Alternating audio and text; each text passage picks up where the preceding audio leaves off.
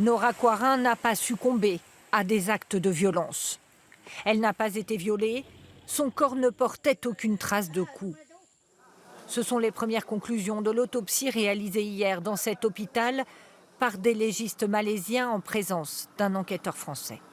La cause principale de sa mort est une perforation intestinale qui pourrait être due à un jeûne prolongé ou à une période de stress intense. Autre conclusion, elle serait morte il y a 4 jours au plus. Alors que s'est-il passé entre sa disparition dans un hôtel et la découverte de son corps en forêt? Dès le lendemain, les collines de la jungle environnante ont été quadrillées par des escouades de policiers et de bénévoles. Des recherches qui ont échoué à la retrouver vivante.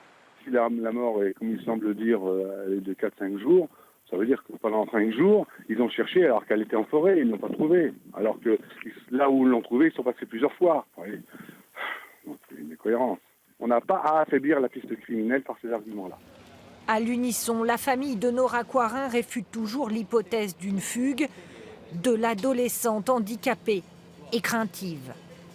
Informés en temps réel des investigations sur place, leur avocat français appelle à ne pas écarter trop vite la piste criminelle. Les premiers éléments de l'autopsie, qui ne sont que les premiers éléments. Il faut faire très attention à l'interprétation qui peut en être faite. On n'a pas encore les résultats de l'analyse toxicologique, anatomopathologique, ADN à ma connaissance. Voilà. Pour l'instant, le mystère de la mort de Nora Quarin n'est pas totalement levé.